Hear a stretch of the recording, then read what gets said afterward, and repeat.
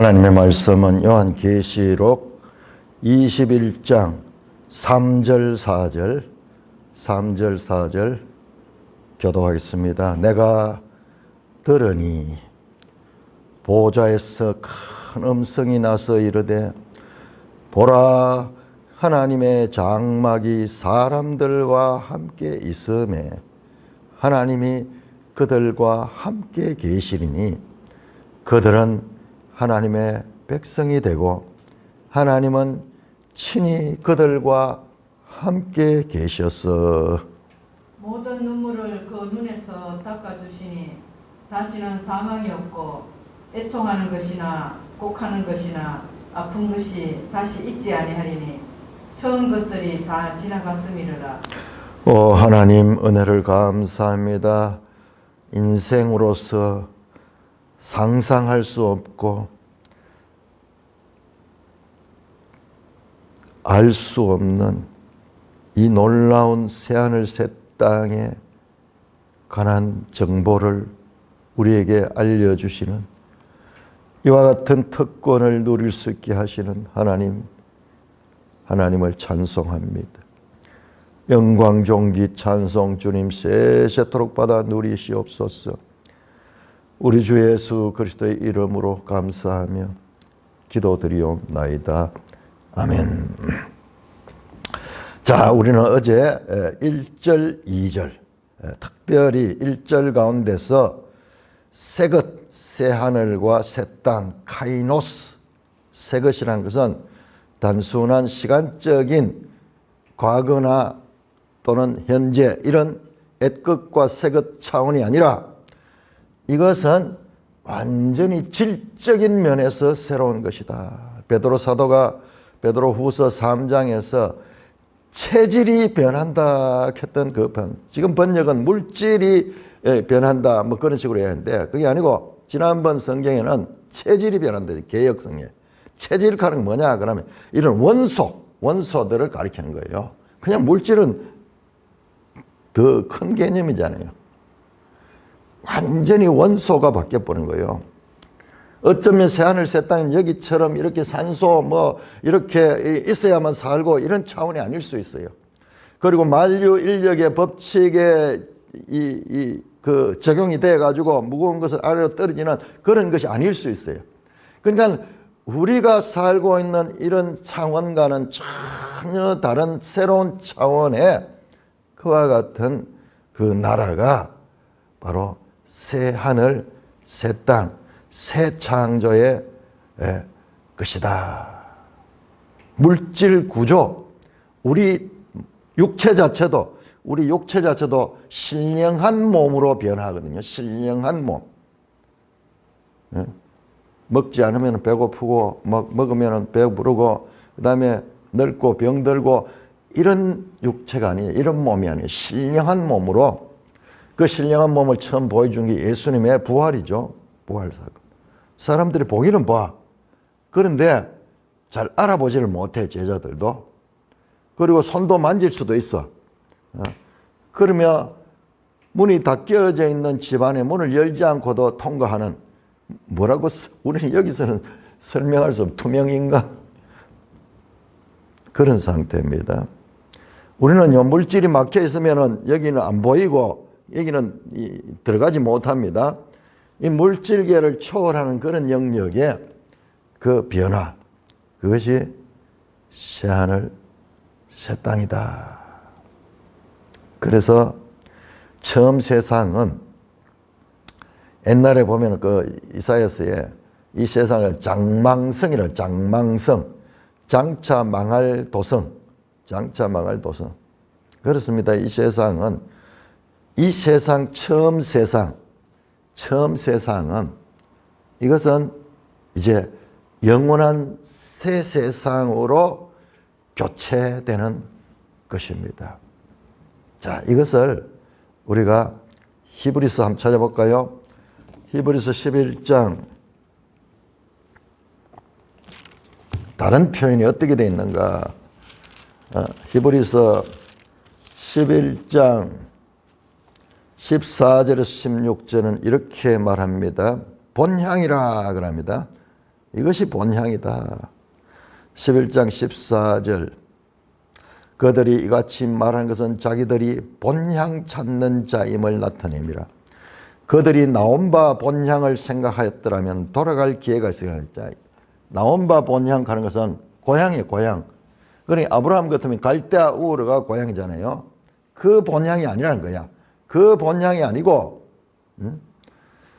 그들은 이제 더 나은 본향, 더 나은 본향. 히브리서는 전부 다 이 비교급 더 나은 것, 더 나은 것. 과거에 사람이 손으로 만든 그런 제단, 그런 성막이 아니라 손으로 짓지 아니하는 그런 성막. 더 나은 제물, 더 나은 성전, 더 나은 제사. 그것이 새 하늘에서 들어지는 거예요.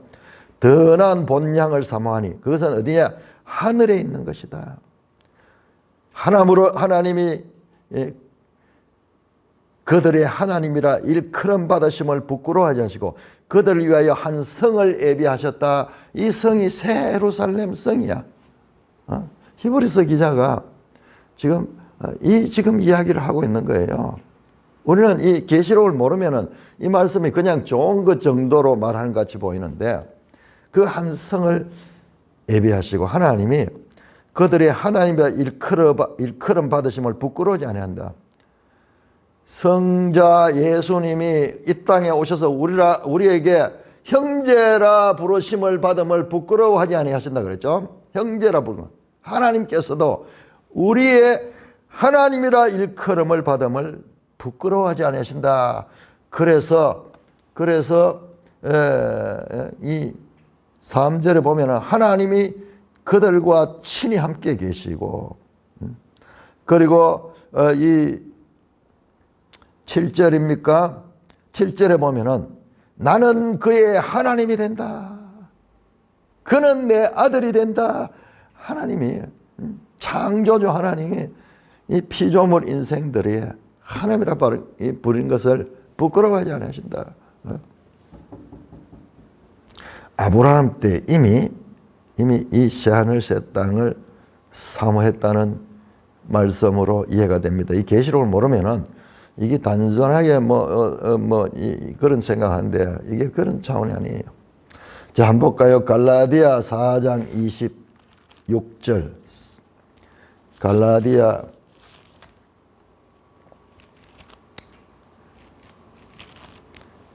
4장 26절. 오직 위에 있는 예루살렘, 새 예루살렘, 하늘의 예루살렘을 위에 있는 예루살렘이라고 표현합니다. 위에 있는 예루살렘은 자유자니 곧 우리 어머니라. 여기에서는 지금 어린 양의 신부로 나오는데 우리의 어머니가 어머니다. 기록된 바 잉태하지 못한 자여 즐거워하라 상고를 치르지 못한 자여 소리질러 외치라. 이게 이사야 54장입니다. 54장을 인용하며 자, 이것은 누가 하느냐? 30절 보면은 자유 있는 여자의 아들과 더불어 유업을 얻지 못하라. 자유 있는 여자의 자신이다. 여기 들어간 자는 자유 있는 여자, 종의 자녀들이 아니고 뭐냐? 여기에서는 여종의 아들들은 여기를 유업으로 받지 못하고 자유 있는 여자의 아들들은 이 나라를 유업으로 받을 수가 있다고 말씀하고 있습니다. 우리 히브리서 한 번 더 볼까요? 히브리서 12장 22절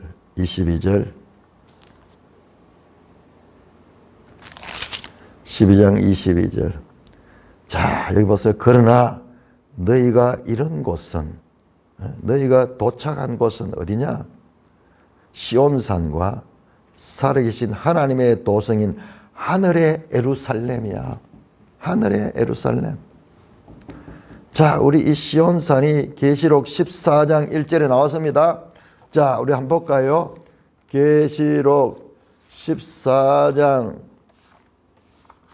1절에 또 내가 보니 보라 어린 양이 시온산에 섰고 그와 함께 14만 4천이 서 있다. 하늘에 시온산이 있어. 이 땅의 시온산, 이 땅의 예루살렘은 하늘의 시온산, 하늘의 예루살렘의 모형적인 곳이었습니다. 살아계신 하나님의 도성인 하늘의 예루살렘과 천만 천사와 하늘에 기록된 장자들의 모임과 그 하늘의 예루살렘은요 천만 천사 하나님이 계시고 천만 천사들이 있고 그 가운데 장자들의 모임과 교회와 만민의 심은 하나님과 및 온전하게 의인들의 영들과 자 우리 여기 의인들의 영이 나오는데 이게 그 6장에 나오는 그 영들이네요. 그 영들 순교자들 6장 10절에 나오죠. 우리의 억울한 죽음의 이 한을 언제 풀어주겠습니까 했던 그 의인들의 영. 새 언약의 중보자이신 예수와 및 아벨의 피보다 더 나은 것을 말하는 뿌린 피다. 자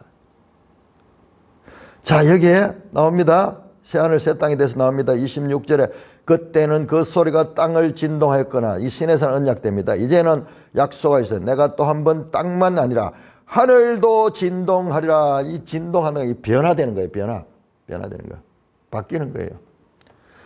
이 또 한 번이라 하시면 진동하지 아니한 것들을 영존하게 하기 위하여 진동할 것들 곧 만드실 것을 변동될 것을 나타내는 자. 여기 변동한다는 단어죠. 그러므로 우리는 흔들리지 아니한 나라, 변동되지 않는 나라, 영원한 나라, 그 나라가 하나님 나라고 처음 하늘과 처음 땅 이것은 장차 큰 지진과 함께 지금 16장 그 마지막 부분에 16장 17절 이하 21절까지 7째 대접이 나오거든요. 그때 큰 지진이 납니다. 큰 지진. 유사 이래로 한 번도 있은 적이 없는 그런 큰 지진, 큰 진동이 나요. 그 진동이 일어나고 그 진동과 함께 지금 세상과 지금 이 하늘과 지금 처음 땅은 사라지고 그 다음에 영원한 나라, 다시는 흔들리지 아니하는 그 나라에 대해서 이렇게 말씀하고 있는 것입니다. 우리가요, 이 계시록을 모르면은 이게 해석이 안 돼요. 해석이 안 돼요. 얼마나 어려운 부분에 이게 영원한 그 새하늘과 새 땅이 오기까지는 큰 소리와 더불어 처음 하늘과 처음 땅이 사라지는 거예요. 그때 얼마나 대격변이 일어나겠어요. 내가 보매 거룩한 성 새 예루살렘 하나님께로부터 하늘에서 내려오니 그 준비한 것이 신부가 남편을 위하여 단장 같더라. 자, 이렇게 이제 카이노스 새 하늘 새 창조의 영역으로 들어갔습니다.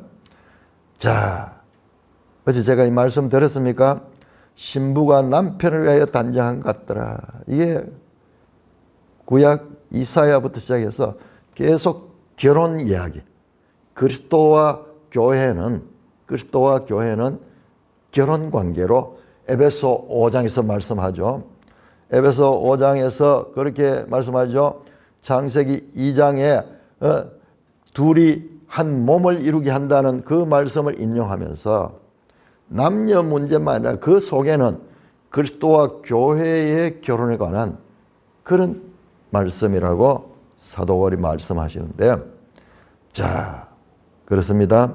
고린도후서 11장 2절은 내가 너희를 정결한 신부로 신랑 예수께 중매를 한다, 그런 표현을 하시기도 했죠. 이사야 61장 10절에 보시면은 한번 볼까요? 이사야 61장 10절.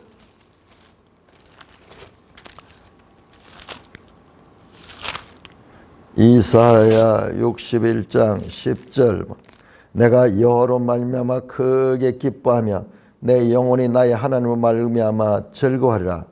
이는 그가 구원의 옷을 내게 입히시며 공의의 겉옷을 내게 더하심이 신랑이 사모를 쓰며 신부가 자기 보석으로 단장함 같게 하셨습니다. 신랑과 신부가 이렇게 결혼하는 모습으로 새하늘 새 땅에 이와 같은 비유가 나오고 있습니다. 여기 보세요. 신부가 자기 보석으로 단장했다 그래요. 단장하다. 여기 보세요. 21장 2절에 보세요. 신부가 남편을 위해 단장하다. 단장하다. 여기 헬라어로 단장하다요. 코스메오. 화장품을 갖다가 코스메틱이라는 코스메틱. 아마 이 헬라어에서 나온 것 같아요. 화장했다. 단장했다. 새 예루살렘 성이 하나님께로부터 하늘에서 내려왔습니다. 자, 이번에 오늘 본문은 3절입니다. 자, 본문 들어가기 전에 한번 그 카이노스, 새 것에 대한 큰 정의를 한번 해보겠습니다. 새 것.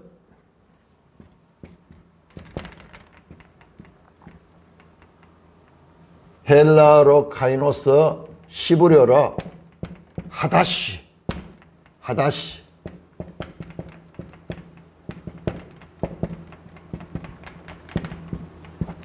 새 것이다. 단순한 뉴, 새로운 이런 차원이 아닙니다. 이건 질적인 완전히 다른 거예요. 자, 우리는 지금까지 제 개인적으로도 그렇고 성경을 읽으면서 구약 성경에서 가장 중요한 것이 새 언약이라는 것을 제가 오래전부터 느꼈어요. 논리적으로 성경은 이해가 안 돼요. 성경이 너무 복잡하게 다양하게 여러 저자들이 여기저기서 말하고 있기 때문에 정리가 잘 안 돼요. 그런데 가장 중요한 것이 새 언약이다. 에레미야 31장 31절. 그게 틀린 게 아니었어요. 모든 구약 성경은 새 언약을 향해 갔습니다. 새 것. 베리트 하다시. 베리트. 이게 새 것이고 이게 언약이에요. 새 언약. 그래서 구약은 그렇게 이야기하잖아요. 구약은 오실 그리스도, 메시아, 예수 그리스도에 관한 기록이고 신약은 오신 그리스도에 관한 기록이다. 그래서 새 언약이 신약이잖아요. 새 언약이 한자로 하면은 이게 신약이에요. 새로울 신자, 신약입니다. 새 언약. 신약. 자, 이게 신천지가 항상 새 언약을 자기들 전매 특권 내가지고 이만희가 설교를 하는데 이 앞에다 새 언약이라 써놨어요. 그러면서 그 사람들은 새 언약, 이만희가 새 언약이다 하는데 너무나 우스운 이야기는 새 언약의 개념조차 모르는 거예요. 그 신천지 사람들이 저한테 와서 전도한다고 막 그 이사야를 대고 뭐 새 일을 행한다. 새 언약 뭐 그러는데 니 새 언약이 뭐냐? 말을 못해. 여러분 새 언약이 구약 성경의 대주제입니다. 주제. 그래서 예수님께서 누가복음 22장 20절에서 최후에 만찬하면서 내가 새 언약을 맺는다 하는 거예요. 이 새 언약은 에덴약인 시내산 언약과 비교되는 그보다도 더 좋은 언약이에요. 더 좋은 언약. 그래서 구약 성경은 전부 새 언약을 가는 게 맞습니다. 자, 그래서 이 새 언약 시대가 예수 그리스도가 오셔서 십자가에서 자신의 피를 흘려 죽으시면서 우리의 죄를 대속해 대속. 그러나 예수 그리스도를 믿는 자들은 하나님의 자녀가 될 수 있는 길을 열어주신 것이 새 언약. 그래서 새 언약은 피로 맺는 새 언약입니다. 뿐만 아니라 예수님은 부활하시고 성천하셔서 성령을 보내주셔서 이 땅의 죄인들이 새 생명이 되는 예수 그리스도를 영접하는 자에게는 성령이 내주하시는데 성령이 내주하셨기 때문에 영접하시기도 하고 동시에 내가 영접했기 때문에 내주하는 거예요. 이거는 동전의 양면 같은 거예요. 궁극적으로는 하나님이 선택하시고 하나님께서 불러주셨기 때문에 우리가 예수를 믿는 겁니다. 에베소 2장 8절 나오죠? 너희가 그 은혜에 의하여 믿음으로 말미암아 하나님의 자녀가 됐다. 뭐예요? 우리의 믿음조차도 내 의지, 내 행위가 아니고 이것은 행위에서 나온 것이 아니다. 그러므로 자랑할 것이 없다. 철저하게 은혜로 우리가 예수를 믿게 된 거예요. 자, 그래서 그것이 새 언약입니다. 새 언약의 사람은 무엇이 되느냐? 그러면은 새 생명이 돼, 새 생명. 새로운 피조물. 새로 지음을 받는 것. 같은 말입니다. 피조물이면 한자어로 같잖아요. 카이노스 크티시스. 새로운 피조물, 새 생명, 새 약속, 새 언약, 새로운 생명이 되었다. 자, 우리 이런 이야기 많이 하죠. 새 생명 얻었다. 예수 믿고 새 생명 얻었다. 자, 지금까지는 여기에 머물렀는데 궁극적으로 이 새 생명은 어디 가냐? 이거는 새 하늘, 새 땅으로 가는 거예요. 여기로 들어갈 수 있는 씨를 가지게 되는 거예요. 여기 이 씨를 가지는 거예요. 그래서 이 하나님 나라에 들어가는 이 땅에서 이 생명을 가진 자, 이게 뭡니까? 이게 성령이 우리 안에 내주함으로 우리가 새 생명이 되었다. 너희가 하나님의 성전이 되었다. 같은 말입니다. 자, 그래서 이 새 생명을 가진 자들, 이건 우리 여기까지 보는데, 이거는 이 땅이야, 이 땅. 이 땅. 이 언약은 결국 어디까지 가냐? 새하늘, 새 땅으로 연결된 거예요. 이 새 것이 여기로 연결되는 그 목적이 그냥 이 땅에서 새 생명이 된 것이 아니라 궁극적으로는 저 새하늘, 새 땅으로까지 연결된다. 그래서 중요합니다. 예수님의 초림부터 이 하나님 나라가 이미 시작이 된 거예요. 그래서 시작이 됐다. 시작된 천년왕국. 시작된 천년왕국. 그 하나님이 다스린 나라가 왕국이잖아요. 그래서 이미 시작이 된 거예요. 이 땅에서 이미 시작이 되어서 마침내 예수님의 재림과 더불어 새하늘 새 땅이 열립니다. 재림에 이 새하늘 새 땅으로 편입되게 되는 것입니다. 이게 기독교 구원론의 가장 기본 원리입니다. 이걸 모르면은 신천지같이 말도 안 되는 소리들을 하는 거예요. 너무나 유치하고 너무나 무식해서 참으로 대화할 가치가 안 되는 거예요.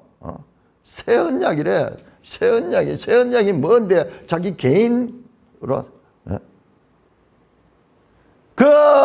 수십만 되는 사람들이 그 바보 같은 소리를 듣고 그 길을 따라가고 있는 모습을 보고 자기들대로 사명을 얻은 것처럼 전도한다고 하는데 대화를 해보면은 달달달 외워가지고 하나님께서 성령을 주셔서 우리에게 스스로 말씀을 읽을 수 있는 능력을 주시고 이런 힘을 주셨는데 그거 없이 그 거짓된 교리에 가지고 근데 그것 가지고 해도 통하니까는 우리가 얼마나 성경을 잘 모르기에 기성교회가 성경을 바르게 가르치지 않기 때문에 그런 일들이 지금 일어나고 있는 것입니다. 자, 이것이 바로 새 것이다. 자, 오늘 3절로 넘어갑니다. 자, 이번에 보세요. 지금까지는 내가 보니, 그죠? 보았다. 시각적인 장면입니다. 자, 이번에 3절에는 내가 들으니 청각적입니다. 청각적. 오디오입니다. 오디오. 앞에서는 보는 것은 비디오고 오디오입니다. 들으니 보좌에서 큰 음성이 났다. 하나님의 보좌에서 큰 음성이 났어요. 그러니까는 여기 보좌가 첨등의 4장이잖아요. 4장, 5장 이 기초가 없으면은 지금 계속 이해를 못해요. 하나님 보좌에서 큰 음성이 나서 하나님의 음성인지, 예? 아니면은 보좌에 있는 천사가 누구예요? 보좌에 누가 있습니까? 내 생물 천사가 있어요. 내 생물. 그 다음에 24장로가 있었잖아요. 그들이 합창을 하는 건지 아니면 내 생물이 말하는 건지 하나님은 아닌 것 같아요. 보좌의 주인이신 하나님은 아닌 것 같아요. 왜냐 그러면은 거기에 말씀이 좀 3인칭으로 되어 있어요. 보라, 하나님의 장막이 사람들과 함께 있으며 하나님이 그들과 함께 계시네. 자, 하나님 말씀 같으면 내가 너희와 함께 있다 이럴 텐데 아니고 하나님의 장막이 하나님을 3인칭으로 그렇게 소개합니다.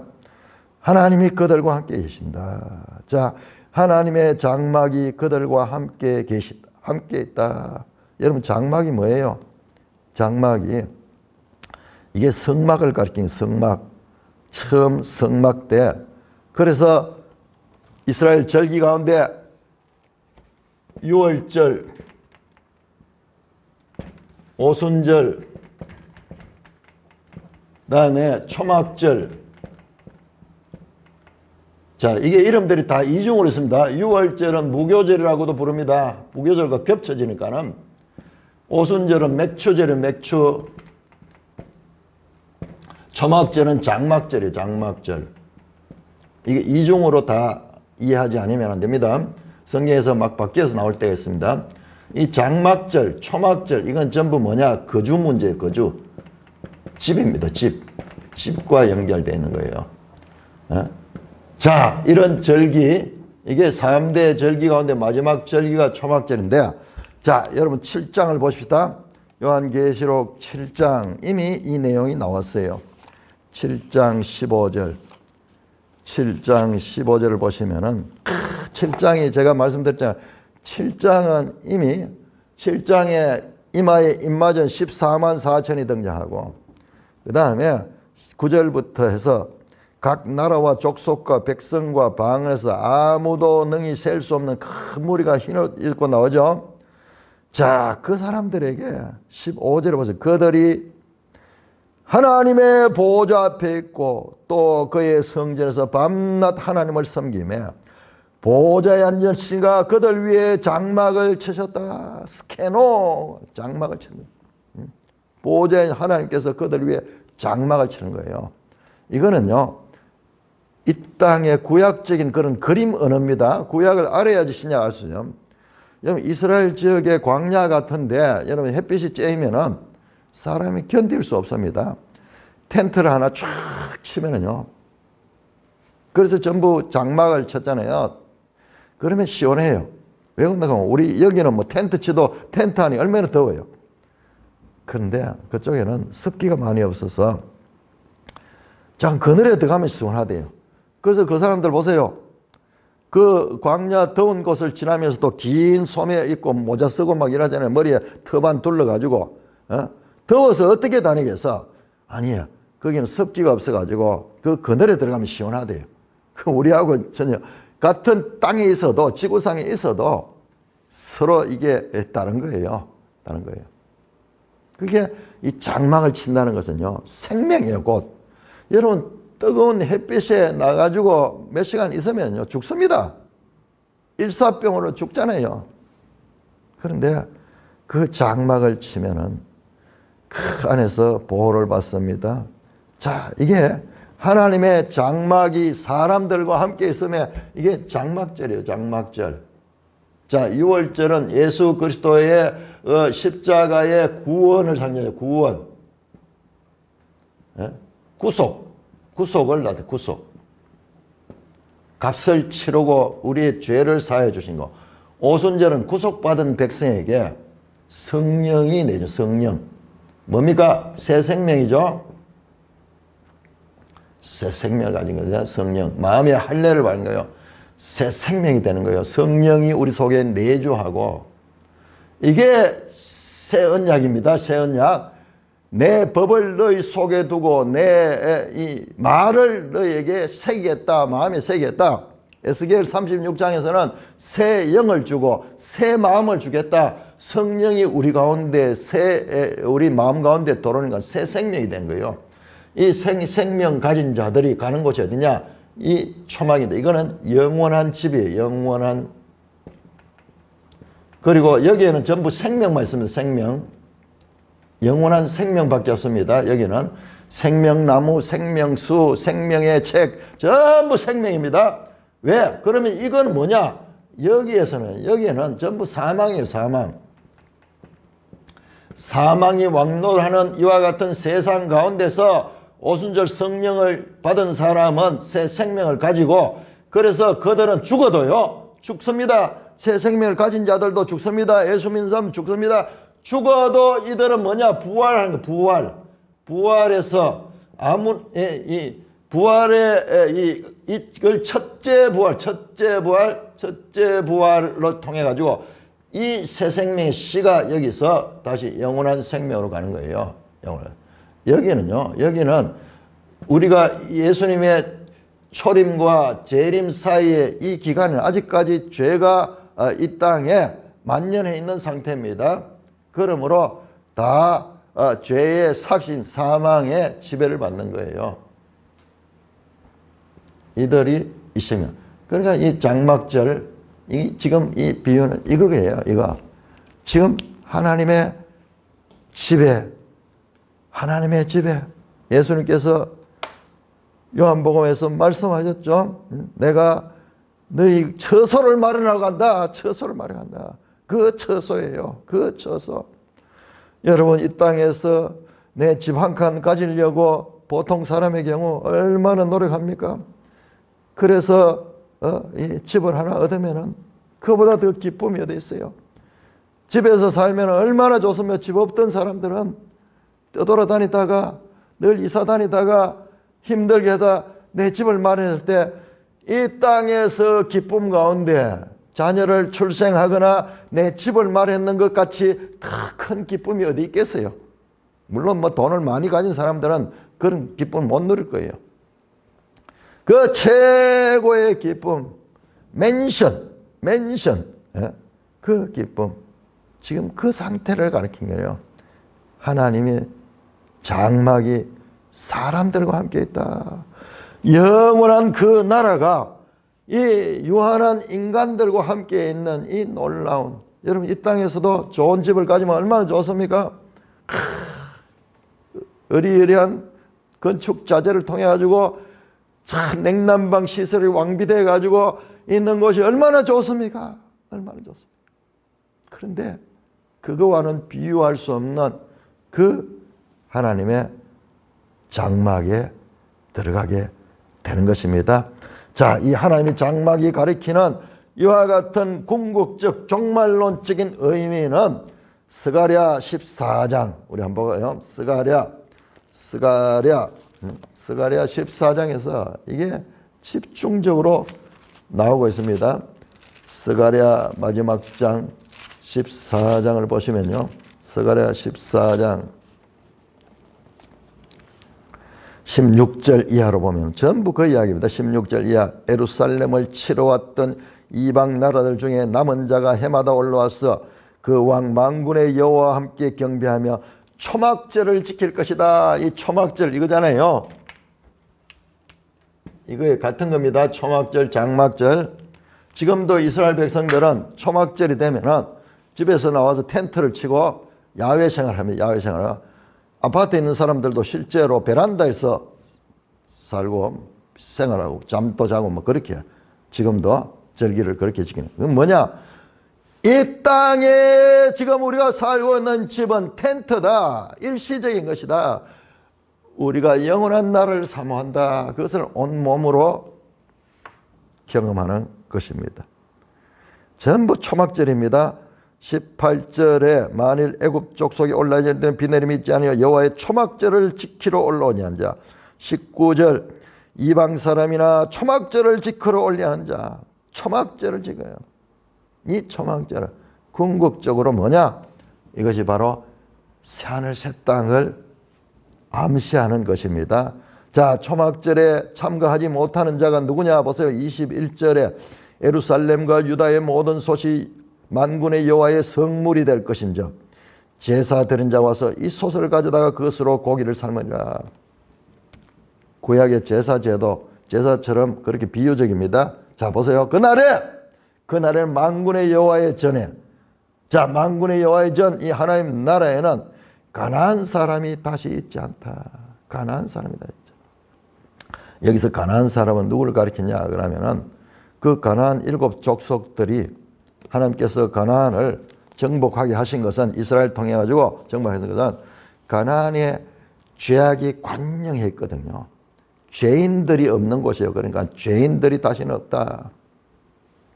어떤 분들은 과거에 제가 좋아했던 이 소설가는 가나안 사람은 상인들이거든요. 페니키아 상인들이 많으니까. 또 가나안이란 뜻이 장사꾼의 뜻이 있어. 그래서 어떤 번역에는 장사꾼이 다시 있지 않더라. 뭐 그런 식으로 그렇게 해석해 가지고 그런 해석을 하는데, 한마디로 죄인들이 다시 있지 않다. 여러분 보세요. 4절 보세요. 자, 그 새하늘 새 땅이 어떻게 됩니까? 다시는 사망이 없고 아픈 것이 없고 다시 있지 않고 다시 있지 않고 다시 있지 않고 없는 곳이에요. 이런 것들이 없는 곳, 속되고 거짓되고 우상 숭배하고 이런 가나안의 모든 이와 같은 악한 죄성이 여기는 없는 곳이에요. 여기는 없는 곳이에요. 지금 스가랴에서도 지금 요한계시록에 지금 이 말씀으로 연결이 되고 있는 것입니다. 하나님이 그들과 함께 계신데, 임마누엘이죠. 이게 하나님이 뜻입니다. 자, 스가랴 13장 9절 한번 볼까요? 13장 9절. 13장. 내가 그들의 3분의 1을 불 가운데 던져 은같이 연단하며 금같이 시험할 것이다. 시험할 것이라. 그들은 내 이름을 부르니 내가 들을 것이며 나는 말하기를 이는 내 백성이라 할 것이요 그들이 말하기를 여호와는 내 하나님이라 할 것이라. 여러분, 그 백성이 하나님이라고, 하나님은 내 백성이라. 먼저 하나님께서 부끄러워하지 않고 이는 내 백성이라 불러주네요. 그들은 하나님의 백성이 됩니다. 하나님의 은혜로 말미암아서. 자, 에스겔 37장 한번 볼까요? 에스겔 37장. 에스겔 37장. 여러분, 이 에스겔과 요한계시록은 감당할 수 없습니다. 말할 수 없어요. 제가 이사야하고도 감당할 수 없고요. 모든 이사야 40장에서 66장까지의 내용들, 아니 그 1장에서 39장 내용들 가운데서도 많이 나와요. 이게 요한계시록에 다 쏟아부어져 있어. 그런데 어떻게 부어져 있냐? 압축하고 압축해가지고 딱 부어져 있기 때문에 몰라. 처음 보면 몰라. 여기 다른 것 같아. 여기는 아주 풀어져 있고 여기는 완전히 압축되신 게 다른 것 같은데, 뿐만 아니라 여기에 에스겔이 꽉 압축돼가 부어져 있습니다. 자, 에스겔 36장은 그 새 언약을 말합니다. 37장 뭐예요? 죽은 자들, 마른 뼈들이 부활하잖아요. 살아나는 거잖아요. 부활과 연관이 됩니다. 자, 37장 27절. 내 처소가 그들 가운데 있으며, 뭐예요? 하나님의 장막이 사람들과 함께 있는 거잖아요. 하나님의 처소. 나는 그들의 하나님이 되고 그들은 내 백성이 되리라. 지금 이 말씀이잖아요. 하나님의 장막이 사람, 하나님이 그들과 함께 있으며 그들은 하나님의 백성이 된다. 내가 이스라엘을 거룩한 여호와인 줄을 열국이 알리라.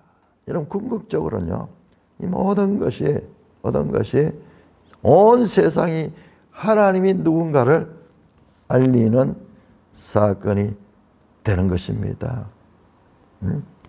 이 지금 에스겔에서 지금 이 말씀이 나오고 있잖아요. 나오고 있지 않습니까? 자, 이것은 더 근원으로 올라가 볼까요? 레위기 가볼까? 레위기 26장. 레위기 26장 아주 중요하죠. 레위기 26장 11절 12절.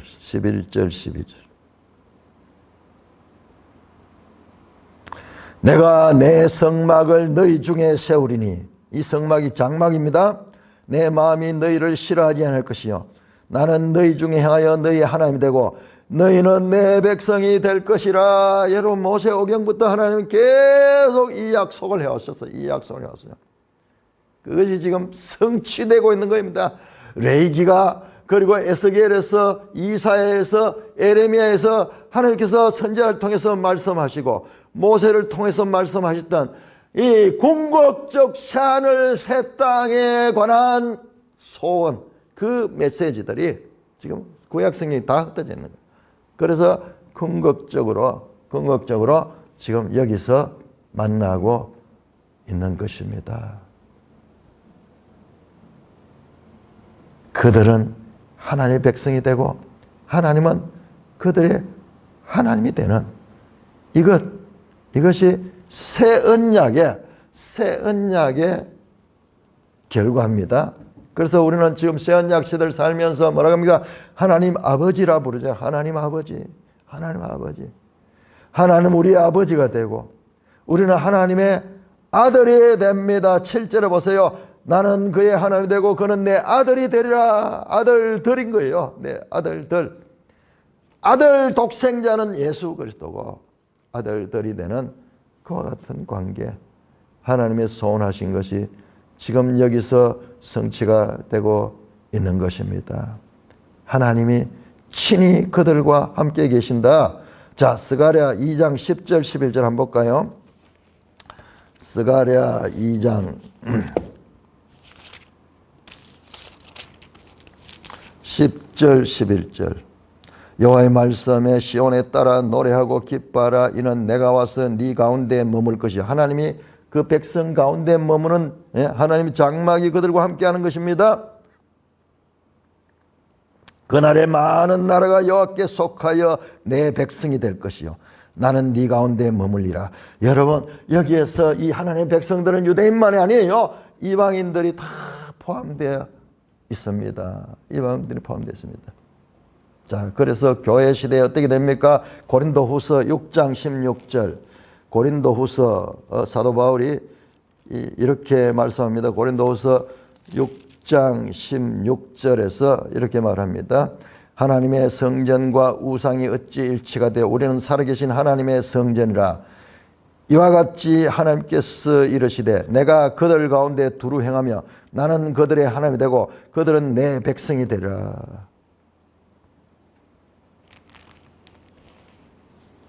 이것이 하며 신약에서 초림과 재림 사이에서 이미 시작이 되었고 이것이 지금 완성되는 것이 새하늘 새 땅인 것입니다.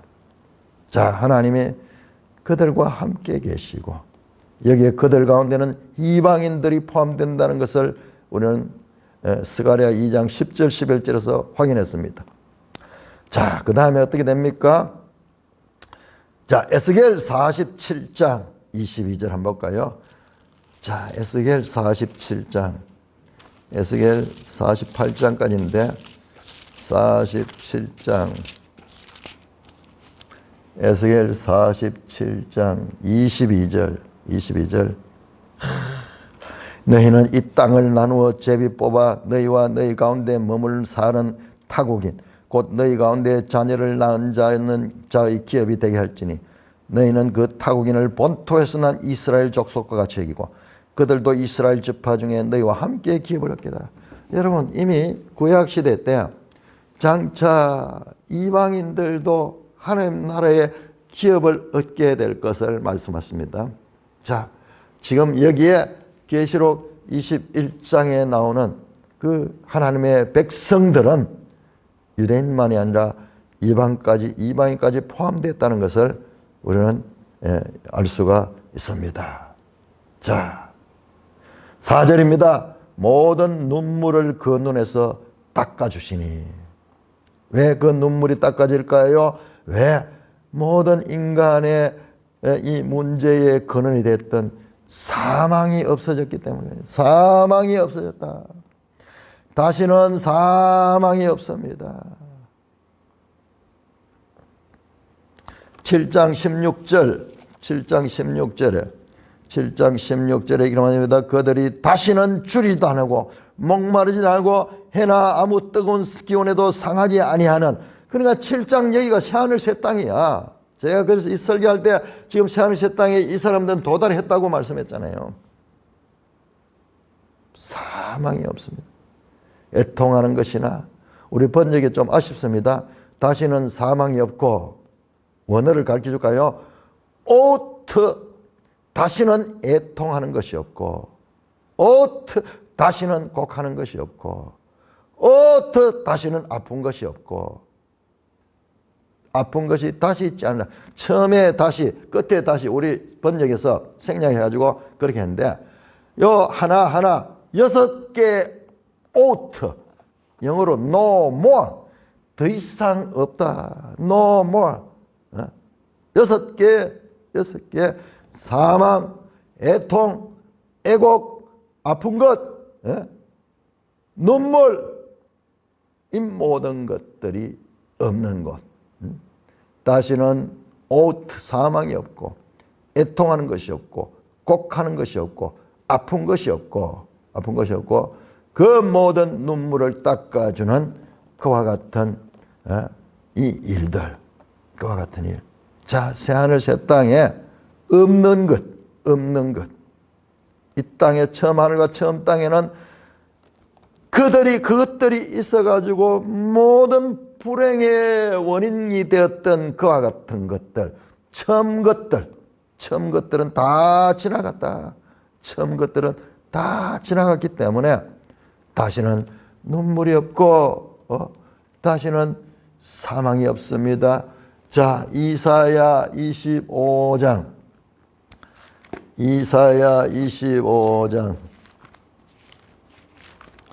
구약 성경을 많이 공부를 해야 됩니다. 구약 성경 없는 요한계시록 없습니다. 이사야 25장 8절. 사망을 영원히 멸하실 것이라. 주 여호와께서 모든 눈물에서, 얼굴에서 눈물을 씻기시며 자기 백성의 수치를 온 천하에서 제하시라. 여러분, 여기에서 사망을 영원히 멸하시고, 사망을 어떻게 멸해요? 사망은 그냥 절대적 존재인데, 여러분, 이 사망이 예수 그리스도의 재림의 때 마귀가 불못에 던져짐으로 그 사망도 같이 소멸됩니다. 사망이 없습니다. 그러니까는 그로 인해서 오는 모든 불행한 것, 슬픔 없어집니다. 눈물을 흘릴 필요가 없습니다. 그래서 모든 눈물을 그 눈에서 닦아주시고 자기 백성의 수치를 온 천하에서 제하시는 그와 같은 것이 바로 새하늘 새 땅입니다. 이사야 21장 8절 한번 볼까요? 이사야 21장 8절.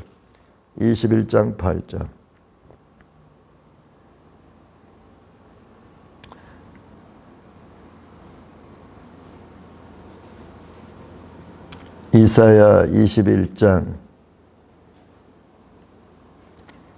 8절.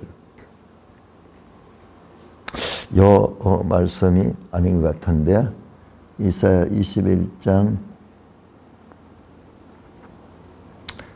25장 8절. 아까 말씀드렸죠? 사망을 멸하신다. 처음 것들이 다 지나갔다. 이사야 65장 16절. 이사야 65장 16절. 이러므로 땅에서 자기를 위하여 복을 구하는 자는 진리의 하나님을 향하여 복을 구할 것이요, 땅에서 맹세하는 자는 진리의 하나님으로 맹세하리니. 왜냐? 이는 이전 환난이 잊혀졌고 네 눈앞에 숨겨졌음이라. 다 없어져 버렸다. 처음 것들은 다 지나갔다. 자, 이사야 35장 10절. 이사야 35장 10절. 35장 10절 여호와의 속량함을 받은 자들이 돌아오되 노래하며 시온에 이르러 그들의 머리 위에 영원한 희락을 띠고 기쁨과 즐거움을 얻으리니 슬픔과 탄식이 사라지리로다. 이 새하늘 새 땅에는 슬픔과 탄식이 없어집니다. 51장 11절 이사야 51장 11절 여호와께 구속함을 받은 자들이 돌아와 노래하며 시온으로 돌아오니 영원한 기쁨이 그들 위에 있고 슬픔과 탄식이 달아난다. 영원한 기쁨은 오고 슬픔과 탄식이 달아나는, 그래서 낙원이라고 해요. 낙원. 새하늘 새 땅을 낙원이라고 말씀합니다. 65장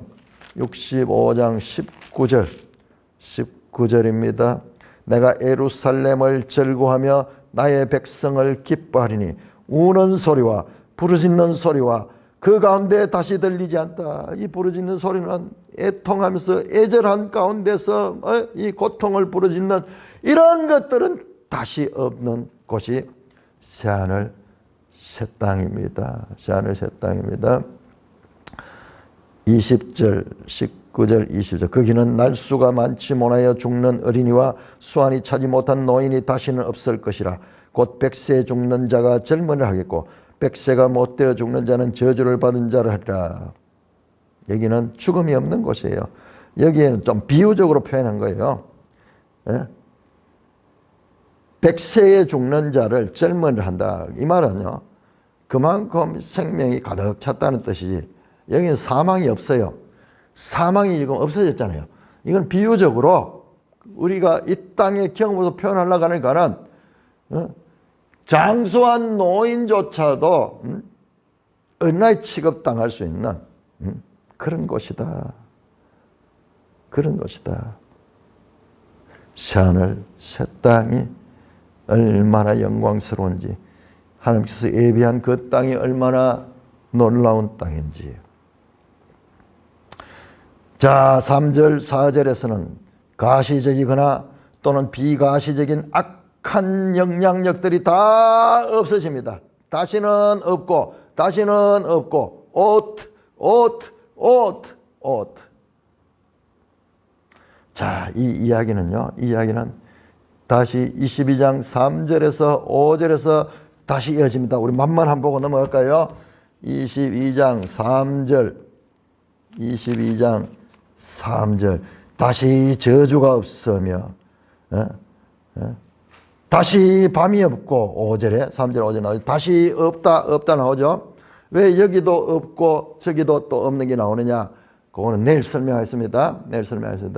여러분 계시록이 어떤 구조로 되어 있는가 알면은 이 반복이 왜 나오는가 또 알 수가 있습니다. 자세히 금을 찾듯이 은을 찾듯이 이 부분을 그냥 설렁설렁 넘어가서는 안 됩니다. 모든 봤잖아요. 에스겔, 이사야, 에레미야, 모든 구약의 선지서들, 심지어는 모세 오경의 레이기까지 다 이 최종 이 새하늘 새 땅의 목표로 향하고 있었던 것들, 우리가 그것들이 지금 올라오는 건 봤는데 지금 그 목적지에서 이제 보니까는 그것을 끌어당겨주면 다 이렇게 연결되는 거예요. 이게 성경이에요. 66권이 이와 같은 유기적 관계를 가지고 계시록을 알 때 그 선지서나 모세 오경의 사상도 제대로 알 수 있고 그리고 그 선지서를 제대로 알 적에 이 계시록도 알 수 있는 이와 같은 유기적 관계, 성경이 가지는 이와 같은 유기적 관계, 수많은 사람들이 다른 언어로 기록했음에도 불구하고 통일한 사상을 가지고 있는 구원 계시의 발전성을 담고 있는 것이 성경이다. 막연하게 예수 믿고 복 받았고 뭐 그런 내용이 아니에요. 하나님의 구원의 경륜, 구원하시는 방법, 이런 것들을 우리에게 알려주시는 책이 요한 성경이에요. 전체 성경이에요. 어떻게 해서 인간이 타락하게 됐으며 그 결과 어떻게 해서 사망하게 됐는가, 그 사망을 가져온 원인자는 누구인가, 우리는 지금 살면서 당할 수밖에 없잖아요. 그냥 태어나서 죽음을 당할 수밖에 없고 어디서 와서 어디로 가는지도 모르는 그냥 던져져서 생명을 가지고 살다가 죽어가는 그런 존재들에게 성경은 그 모든 것들의 문제의 원인과 과정과 예수 그리스도의 하신 구원과 그리고 장차 그 믿는 자에게 주실 보상까지 완벽하게 다 알려주시는 그와 같은 책이 성경이다. 그래서 성경을 모르면은 예수 신앙을 제대로 할 수 없는 거예요. 제대로. 많은 사람들이 예수 믿으면서도 분명한 그와 같은 이 목표를 모르기 때문에 요한계시를 모르기 때문에 잘 가다가 끝에 가지고 다른 방향으로 가는 거예요. 오늘 얼마나 많은 신학자들이나 교회 목사님들이 이 성경의 이 궁극적인 목표가 아니고 이 세상의 목표를 둬 가지고 인권운동, 무슨 노동운동 이런 걸 가져가면서 하나님의 이 놀라운 구원의 경륜을 이 땅에다가 쳐박아 버리는 그런 어리석은 짓을 하고 있는 것을 볼 수 있습니다. 끝까지 하나님 말씀, 특별히 시작의 책이 중내듯이 마지막 목표까지 명확하게 살펴보도록 하겠습니다. 찬송가 482장입니다.